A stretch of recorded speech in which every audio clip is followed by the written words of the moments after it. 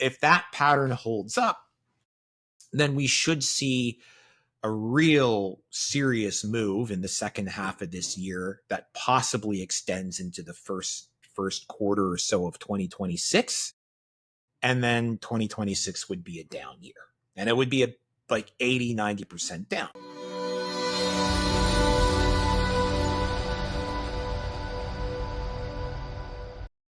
Hello and welcome to WorthNet. I'm your host, Alex Daley. No talk about the markets in this day and age can be complete without discussing what has been one of the most surprising and best performing assets there is, Bitcoin and cryptocurrencies. Today, I'm pleased to be joined by Mark Jeftovic. Mark is an entrepreneur whose company EasyDNS was one of the first ICANN registrars to accept Bitcoin. Mark's also built a huge following for his Bitcoin Capitalist blog. Mark, welcome to the show. Hey, Alex, it's great to be here. You know, this is a big moment for Bitcoin. It's been trading over $100,000. How did we get here, Mark? Can you kind of explain your case for why Bitcoin has risen so much with so many people on the sidelines? And frankly, what's the case for it to continue to do so if there is one? Sure. The catchphrase that I use for all of this is monetary regime change. So I don't think of Bitcoin or crypto, and we can talk about the nuances between Bitcoin and crypto and stable coins and all of this new fintech stuff as we get into this, but I don't think of it as a trade, right? There are aspects of it, like a company might go public and you would trade that company like a MicroStrategy. But the underlying monetary phenomena that is driving all this is a monetary regime change. It is not like a trade that you trade in and out of and try and pick the top or the bottom. The way I try to describe it to sort of people who are on the outside or laymen is I say, we used to have gold, and then we had fiat currency, or then we had paper currency backed by gold, and then we had fiat currency backed by nothing, and now we're moving to something else. And I won't deign to say I know what the something else exactly is going to be. I just know that we're leaving this fiat era of paper money backed by nothing behind. And we do have some theories about how that's all going to shake out, but we don't know for sure. But what I am fairly certain of, and we're seeing it validated a lot in the last year in particular, is that part of the new monetary system, whatever it's going to be, Bretton Woods 3, whatever, it's going to have a Bitcoin component. It's probably going to have a gold component, and it's going to involve crypto and stable coins and Bitcoin somewhere in there. And we don't exactly know how it's going to shake out. So what I do, and this might answer some of your listeners or viewers who wonder, like, have I missed the boat on all this? If you're in a hyperinflation, right, and bread costs $2 million a loaf, do you think you've missed the boat and you want to like get rid of your $3 million before bread, goes up even higher? Like, you don't want to do that. You just want to get on the asset that is moving in the right direction. And that's what Bitcoin is. And so I look at the bond market, which is like between 180 to $300 trillion of debt denominated in this dying currency called fiat. And then I look at Bitcoin, which is $2 trillion. And it just seems very small. So I don't look at Bitcoin as a monetary unit of $100,000 of Bitcoin, like, wow, that's really expensive. I look at the entire asset class being a $2 trillion asset class, and I say, there's a whole 300 other trillion dollars that's going to be looking for a home in the future. It's not all going to go into Bitcoin, but if 10% of it goes into Bitcoin, that's another $3 trillion coming in. And then the other thing the last thing I would add to a person who's sitting on the sidelines wondering what to do or thinking Bitcoin is too expensive, they make a mistake often of saying, well, Bitcoin's $100,000 a coin and I don't have $100,000, so I'm going to buy some little crypto that's $5 a coin because I can afford it. No, you can buy $5 worth of Bitcoin. You can go to a Bitcoin ATM in the corner store and put $5 in and just take it to your wallet and be gone. And I would recommend, if that's your budget, you do that every week, for the next foreseeable future. Yeah, when Bitcoin was $10,000, frankly, I've been wondering why they didn't start denominating the price in Satoshis. Yeah, there's been talk of that lately. And I think inevitably we're going to think about this in subunits. There's millibits, there's microbits, there's Satoshis, and those are different units for like 1/1000th of what we call a Bitcoin, or 1/1,000,000th of what we call a Bitcoin.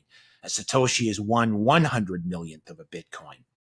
And eventually, I think there will probably be a protocol upgrade where they even subdivide the Satoshi, right? And that's one of the objections you hear to Bitcoin, is that, well, it's a deflationary currency and you can't run an economy on a deflationary currency, even though we did for a couple hundred years under the classical gold standard. And so people look at you've seen that famous chart that shows the decay of the dollar spending power since the Federal Reserve was created. It's that dollar bill that just starts up here and goes down to, I think now it's 98% of the purchasing power has been lost. We're we're in not indoctrinated. What's the other word I'm looking for? We're used to seeing this purchasing power just decline, down and to the right. Well, it can also flip the other direction easily. You can just take another chart with a deflationary currency where the currency units go down and the purchasing power just goes up and to the right forever. It's just the inverse. It's just the mirror, right? So it is possible to run an entire global economy on a deflationary currency. And I think that's where this is all headed after this monetary regime change happens. What political factors are driving this regime change? What's the demand ultimately? The average American, the average European isn't using Bitcoin as a form of money. 98% of us have probably never touched it.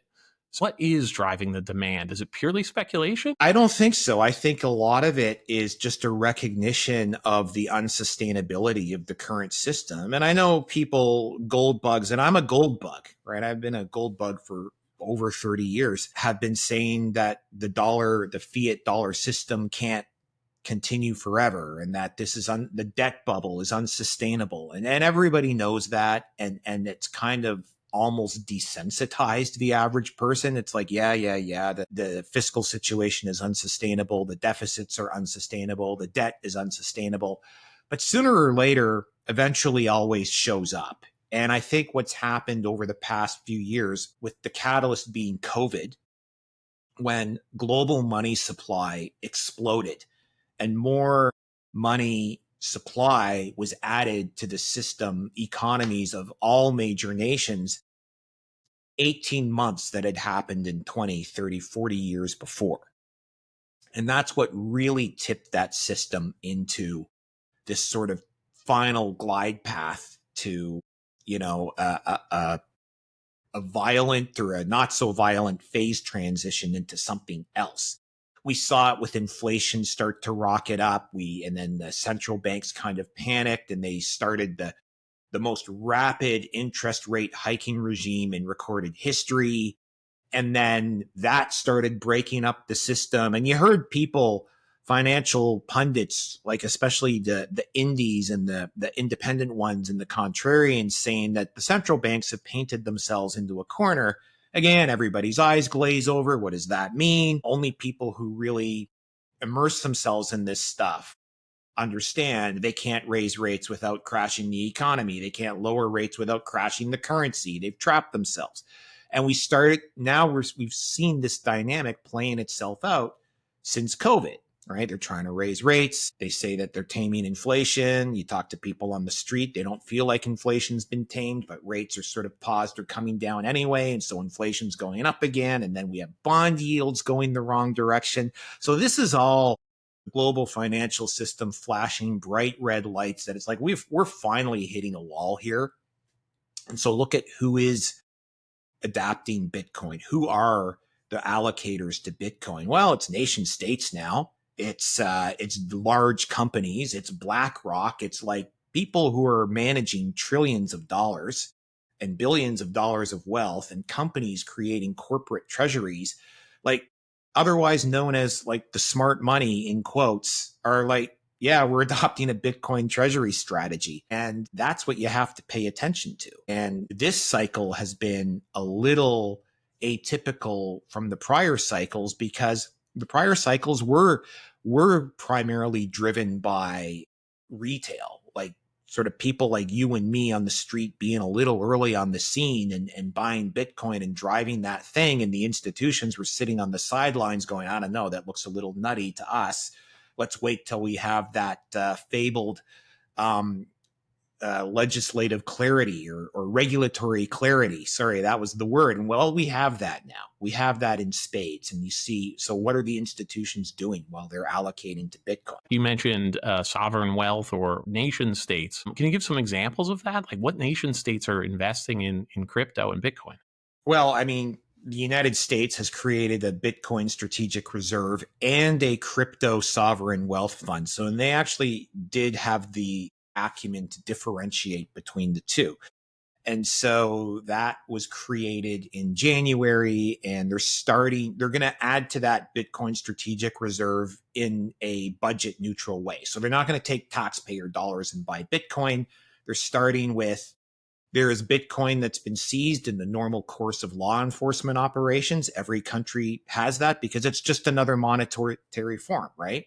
Yeah, there's been plenty of dollars seized from drug dealers as Exactly. well. Actually, there was a I think it was the Justice Department or the CFTA. Someone did a study in the States that said like 90% of illicit transactions are still cash, right? Very small. We're using crypto and Bitcoin. So anyway, so the United States has a Bitcoin strategic reserve. El Salvador has kind of a hit and miss. They made Bitcoin legal tender, but then they had to walk that back because the IMF forced them to say you have to de-tenderize it or whatever. It's no longer legal tender, but businesses still can voluntarily accept it. But El Salvador has their own sovereign wealth fund, like that they have Bitcoin in. The Kingdom of Bhutan, which has a lot of hydropower, has been mining Bitcoin and just keeping it. And a few other countries are moving in that direction. And then bubbling down from there, a whole bunch of individual states like Texas, and my mind is drawing a blank, but it's either Texas and Wyoming, Arizona. I could be wrong on those, but there's like 3 or 4 different states that have or are in the process of passing strategic reserve bills at the state level. Florida is, I think, removing capital gains exemption or capital gains taxes on Bitcoin sales. And so you just see all of this movement happening in tandem all across the world. Ironically enough, I'm in the People's Republic of Canada, and Bitcoin, we've had Bitcoin ETFs here for years. Like this whole hoopla in the States about Bitcoin ETFs, we were kind of like, what's the big deal? We've had these since 2020 or 2019. So even Canada was a little ahead of the curve on sort of giving it this regulatory clarity that everyone sought so much. So it really is happening across the world. When I think about sovereign wealth, I think gold, right? That's the traditional asset. And you mentioned sort of Bitcoin's similarity to gold already once. You've written about, what you call it, the running the Peter Schiff playbook costing you money. Yeah. I loved that article. I love Peter. I've known him for years. But like, explain that concept to me. Yeah, I'm one of those guys. I have never been a Bitcoin or gold guy, right? A lot of them are either or. You either love Bitcoin and hate gold, or you love gold and you hate Bitcoin.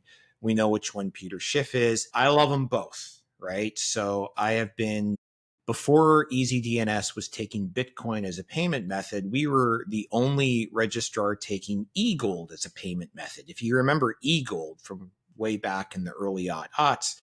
So we were taking eGold as a payment method. We had a customer in Montreal or Quebec. We would send, 4 times a year, we'd send them our eGold, and he would ship us like a bunch of Krugerrands and stuff that would go into the safety deposit box. And we still have that on our balance sheet. So I like gold. It's got this non-correlation to Bitcoin. They're both sort of shorts on fiat currency. You're sort of betting against fiat currency, but you're getting long in different directions that are sort of aligned with each other. And the thing with gold is it's hard to move, right? Like I always crack up. My wife is probably sick of hearing me rant about it. When we watch a movie and like the bank robbers rob a bank or a rail car with a bunch of gold and they load it up in a Samsonite suitcase and throw it to the guys on the, it's like, yeah, that's not going to happen, right? It doesn't work like that. Whereas Bitcoin, you can move it with your thoughts, literally, right? You can have a brain wallet. You can move $1 trillion of Bitcoin if you know the right 12 words.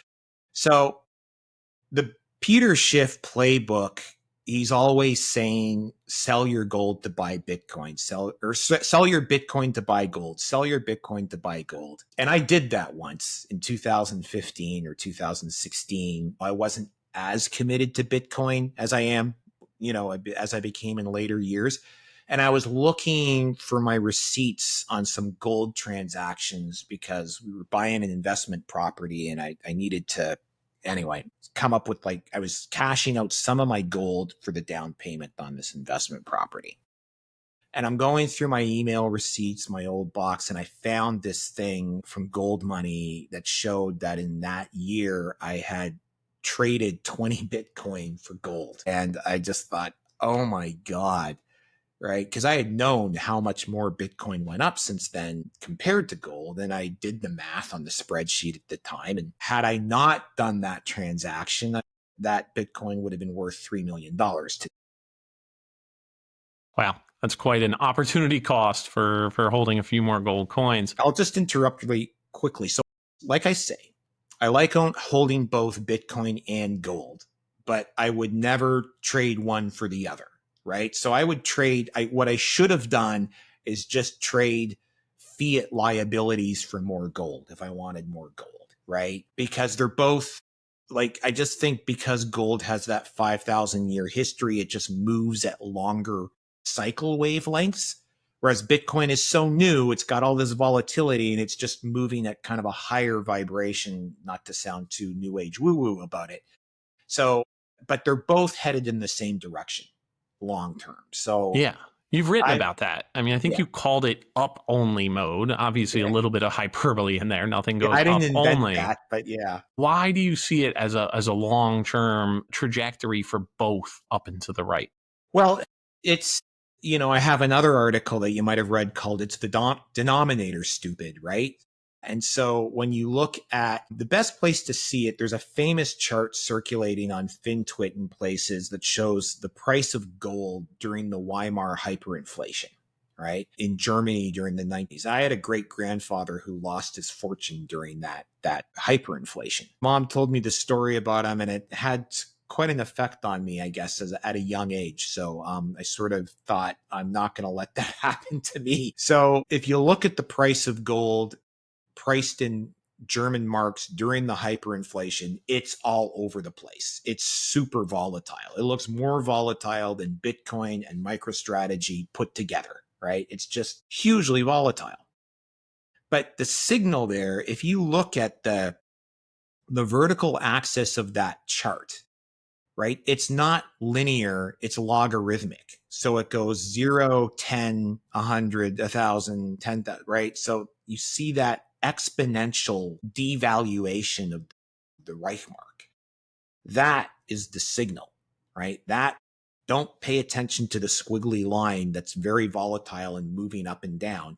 Pay attention to the axis, right? Which is the denominator, right? Money is supposed to be a fixed benchmark against which market participants can exchange value, right? I've got something you want, you have something he wants, she's got something I want, and we've got this fixed denominator that we can all sort of subjectively measure the value against and then trade against that fixed value with each other to sort, and that's how a market works. And it just emerges and it's spontaneous and it's pretty efficient. Not 100% efficient, but pretty efficient. But that all goes out the window if you take that denominator and you suddenly start inflating it, right? And it gets bigger and bigger and bigger. Suddenly you've got this moving target. And during a hyperinflation, that moving target becomes like a panic situation because that denominator is disintegrating so quickly that you really stop measuring what you value, that what you own to trade, that you value versus what you have. And can we come to a trade here? We both just want to get rid of this denominator. We have to get rid of it right now. The CTO from our company is Serbian, and he was alive during the Yugoslavian hyperinflation. So this is a modern age sort of occurrence of this kind of thing. And he remembers it. He said, yeah, my mother would get paid on Tuesday night and she would come home with her pay packet and we would all run out to the shopping stores and the malls to spend it as fast as possible because it would be worth nothing the next morning. That's what's happening. So you look at that chart and it's just going up by exponential values. And the same thing is happening to gold over the long term. And the same thing is happening to Bitcoin since it came into existence in 2008. So when you see that pattern in a chart, you know that you're not really looking at a trade, you're looking at a breakdown of a currency. And so that's why I think they're both headed in the same direction. I imagine there's a lot of people in the world, not us maybe in America, who have enjoyed a relatively stable, albeit inflating currency for a long time. But I imagine people in places like Argentina and places like Venezuela and places like Iran that have been hit with sanctions, Russia, the Ukraine. There's a lot of people in the world, tens of millions, hundreds of millions, maybe billions, who have not Turkey had has the. been like balancing on the precipice of this for 20, 30 years, right? They've just been like really on the verge of tipping into hyperinflation. Yeah, in places like that, people are just seeking a more stable denominator, as you say. For years, they found that stable denominator in the US dollar, correct? Is Bitcoin sort of threatening in some regards that US dollar hegemony around the world as the stable denominator? I think it was for a while, but I think what we're seeing happening now, especially with these latest moves in the US, is a recognition that if we want to keep this US dollar reserve currency, we're going to have to shuffle the deck a bit and we're going to have to restore confidence to it. And it can no longer be a fiat currency. It's going to have to be reconstituted with some kind of base layer.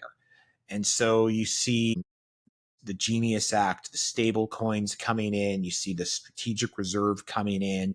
You hear talk of revaluing the gold in Fort Knox. And I think at some point, there's going to be a global Bretton Woods follow-up conference where the G20 nations or the G7 nations say, okay, we're going to reconstitute the monetary base layer. And they're probably still going to call the reserve currency US dollars, but there's going to be this new base layer to it that restores confidence in it.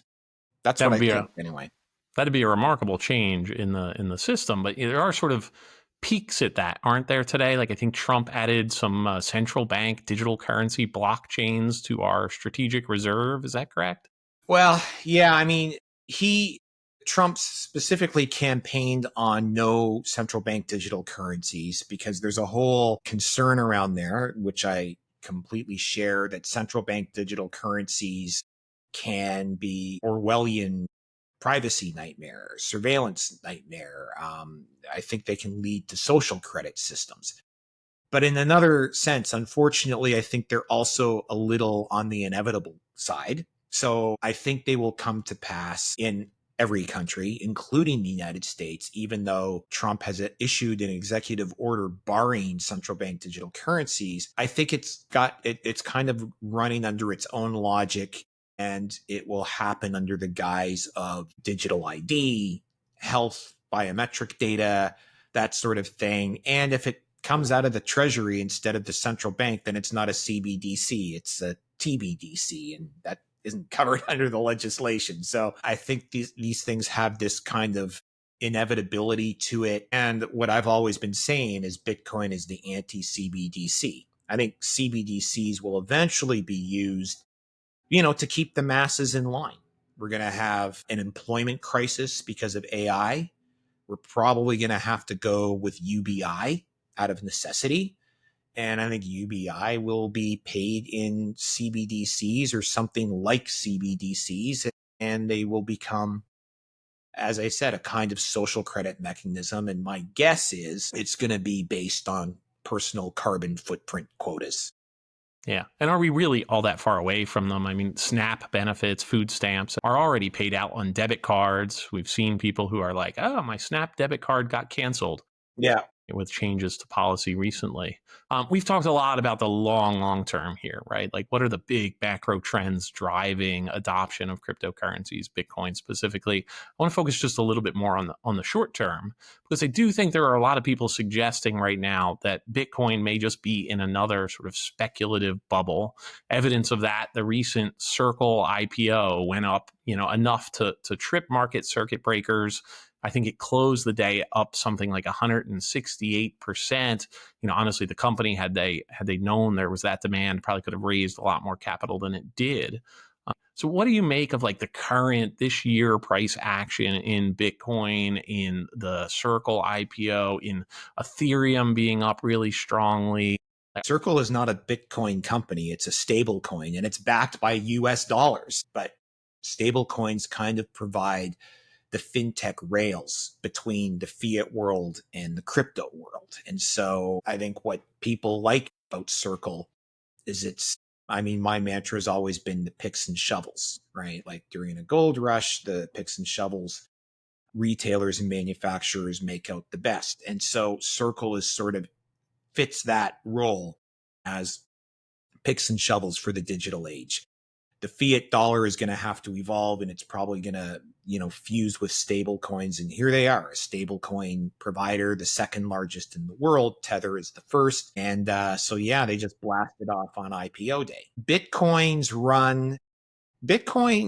because of the nature of the protocol, there's something called a halving every 4 years. Long story short, without going into the gory details, it basically introduces a supply shock dynamic that takes 4 years to play out. And how we've seen this manifest so far is 3 up years, 1 down year, 3 up years, 1 down year. Almost like clockwork. Actually, I don't think there's ever been a deviation from that pattern. The down years can be like 80 to 90% drawdowns. But the question is always 80% down from where? Because it tends to also go parabolic in the final leg of the 4th year. So the last halving was last year, 2024. And usually, so the year before it is an up year, the year of it is an up year, and the year after it is an up year with like a mega move near the end of it.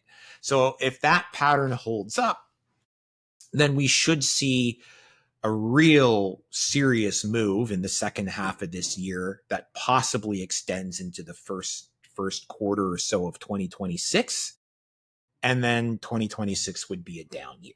And it would be like 80, 90% down. However, if it's 80% down from $1 million a coin, then it bottoms at 200,000, which is higher than we are now. It's almost double where we are now. So I'm not saying that's what's going to happen. I'm saying previous cycles, those are the kinds of moves that we've seen. Every cycle around this time, a lot of people in the space start talking about the end of the 4-year cycle because we really don't want that 80% down year to come next year. And so far it's held up every cycle. There are valid cases to be made that won't happen this time, that Bitcoin has decoupled from the 4-year cycle and it's now kind of moving under a different dynamic. And that is, of course, the regulatory clarity, the ETFs, the sovereign wealth funds, the corporations creating Bitcoin treasuries. So maybe we don't get that parabolic move up and that 80% move down. Maybe we just have normal sort of bull and bear cycles from here. What we do know from these previous cycles is we kind of add a zero on every time, right? We kind of go from $0 to $10, then into the hundreds, then into the thousands. Now we're into the tens of thousands or hundreds of thousands. So as this continues to play out, we're just going to see Bitcoin continue to stair step up. Where the rest of the cryptos go is a completely different kettle of fish. You mentioned Ethereum. Ethereum had one really big up day about 3 weeks ago. They went up like 25% in one day, but Ethereum has really been beaten up badly over this last cycle. Since they did the merge from proof of work, which is mining, to proof of stake, which is a different kind of security algorithm, they're down like 75% against Bitcoin. So Ethereum, it's been a rough go for Ethereum holders. And then a lot of the other altcoins have been doing the same. If you look at what's called, there's a metric called Bitcoin dominance, all right, which is the market cap of Bitcoin versus the market cap of the entire crypto space. And right now it's around 68%, 70%. It's just completely dominating. And what we used to see in the previous two cycles, towards when the cycle is getting old, you see all the other altcoins just blast off and outperform Bitcoin. Bitcoin might move 10, 50% in 6 months, and like Solana would go up 300%, and Ethereum would go up 1,000%. And people start talking about the flippening. Ethereum is going to flip in Bitcoin. The last two times people seriously talked about that, it was the cycle top and we went into a bear market year. So we're in this year 3 of this cycle, if this cycle holds up. But the point, or the punchline, is that Bitcoin has been going up for so long, everyone has been waiting for what's called alt season, right? When are the alts going to move? When are the alts going to blast off? I don't think they are going to blast off. Like, I think that whole macro move within the space is over. You will have individual alts that may or may not move on their own dynamics or on their own use cases or on their own sort of market forces. But I don't think there will ever again be this alt season where all of the alts just blast off and outperform Bitcoin. Some will move, some won't. Most of them are going to zero anyway, right? And Bitcoin may or may not have escaped that 4-year cycle that it's been in since the beginning. But overall, because it is the one truly decentralized cryptocurrency and the first of them, and it doesn't try to be all things to all people. It's not like a Turing complete smart computer the way Ethereum is. It's just going to soak up more and more capital as time goes on. Bitcoin and Circle, not the only games in town. As you said, altcoins. What about other sort of derivatives on the industry, or picks and shovels plays? Two companies that have been in the news lately, 3 of them actually, all connected to the Trumps, right? We have Global Liberty Financial, American Bitcoin. Global Liberty was involved in a huge $2 billion cross-border transaction between a company in Abu Dhabi and Binance for an investment round. American Bitcoin's planning an IPO, albeit via a reverse merger. SPACs, as they're known more broadly in the United States, have a checkered history. And of course, Truth Social has filed for its own Bitcoin ETF to add to the pile of Bitcoin ETFs in Canada and the US. And what do you make of these efforts by the Trumps in crypto? So a lot of those Trump moves, and it's World Liberty Financial you're talking about, a lot of those have raised eyebrows. The Trump meme coin launch really was a head scratcher for me, doing that on the eve of the inauguration. And I think that actually ended meme coin season, right? There is a whole, we were talking about alt season and altcoins, and this cycle, everything that was not Bitcoin, all of the oxygen was getting sucked up by what are called meme coins. The original meme coin was Doge, then there was Shiba Inu, and then suddenly, mainly on the Solana ecosystem, meme coins just exploded. And sites like pump.fun, came out, and you could literally create a meme coin, which has no functional value whatsoever. It's just a meme. Like, you're monetizing thought virus, but people were making millions in minutes. This is just sort of to give you an idea of what was happening in the meme coin space. And then, like, on the eve of the Trump inauguration, the Trump coin drops, and it went to like 48 billion in 24 hours. Like, it was just nothing ever seen. Nothing like it had ever been seen before or since, because that kind of marked the top. It was like a blow off top for that whole concept of meme coins. And since then, Solana has come down markedly. Pump.fun has seen activity die down. The Trump coin itself is now just kind of languishing in this range. Like it could even be sub $1 billion now, which I guess is nothing to sneeze at, but it's not anywhere near where it peaked.